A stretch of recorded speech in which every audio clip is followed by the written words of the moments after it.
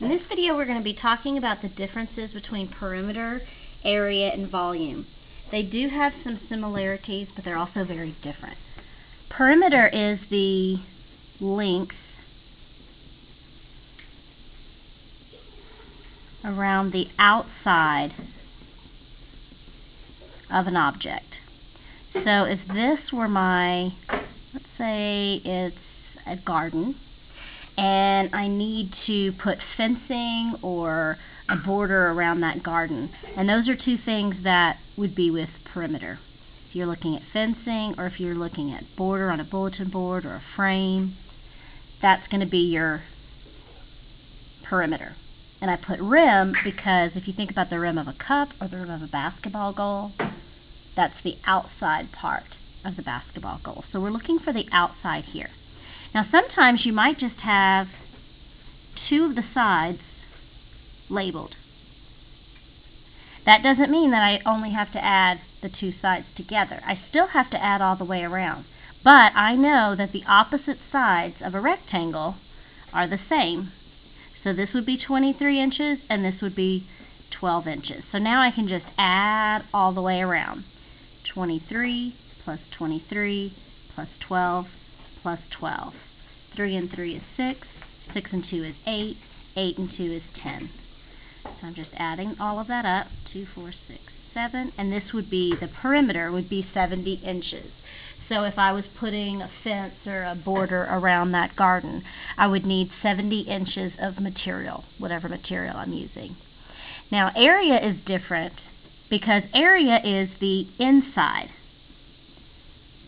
of the object.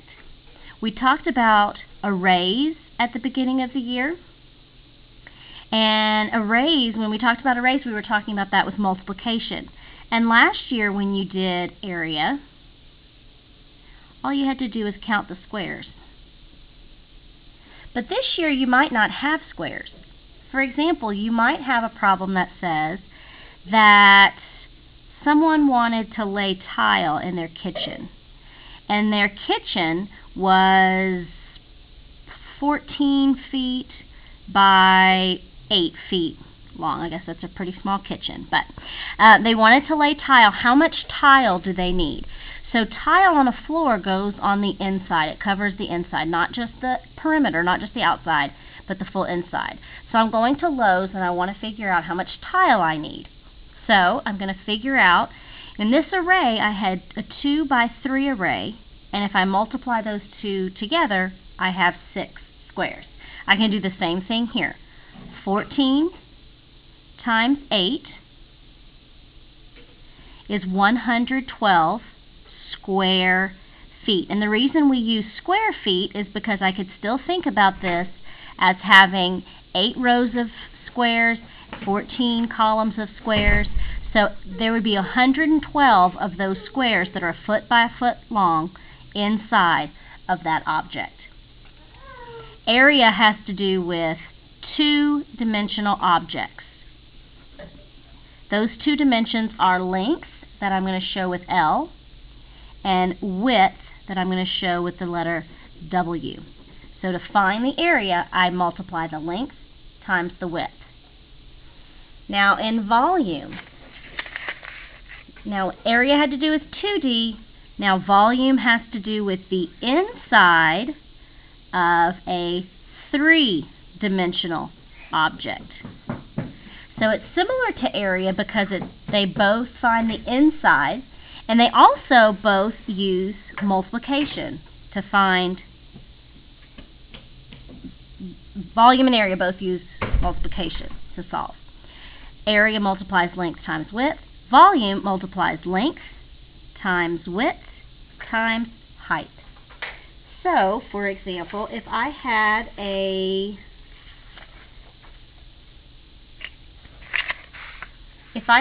rectangular prism like this one, I would look at the length, and the length is this way. Sometimes we're having trouble determining what the length is. That's this front part that we see here. 1, 2, 3, 4, 5. Now the width is how far back it goes. And the reason why that can be tricky is because we're looking at a three-dimensional object on a two-dimensional surface, this paper. but it's going back, and that's 1, 2, 3. So the width is 3. The height is here. 1, 2, 3, 4. So now I can multiply length times width times height to get the volume of the rectangular prism. 5 times 3 is 15. 15 times 4 equals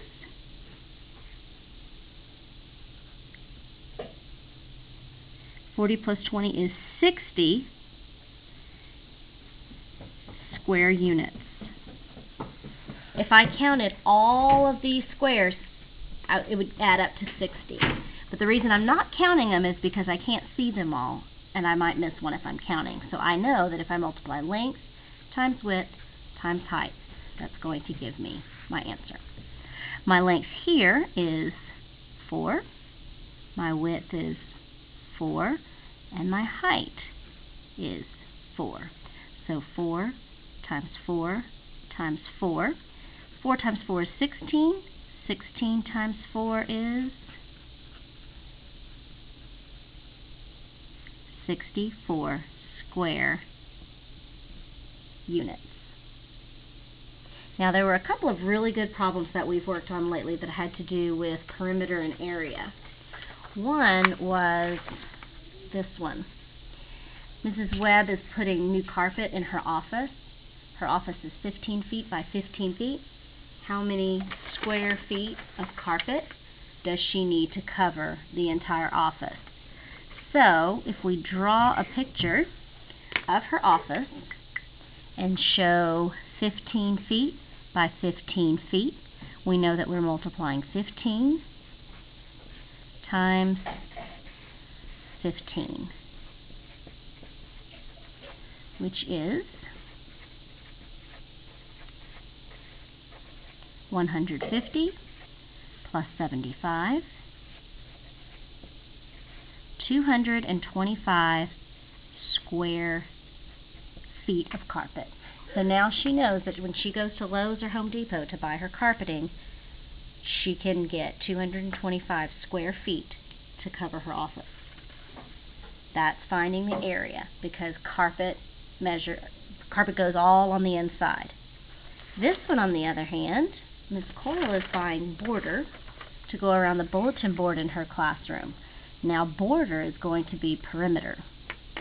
So her bulletin board is 5 feet long by 8 feet wide.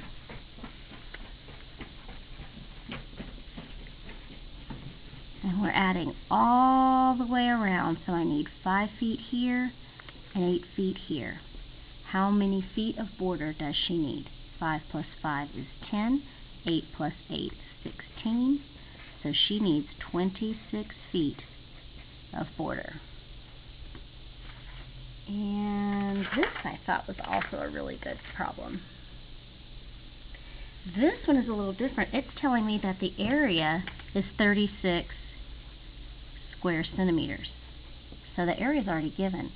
The length is 9 centimeters. So if I know that area is length times width, the area is 36, the length is 9, and I'm looking for the width. So 9 times what number equals 36? Think about my multiples of 9. 1, 2, 3, 4. So this side would be 4 centimeters. Length times width equals area. So those are some examples of problems you might find for area, perimeter, and volume.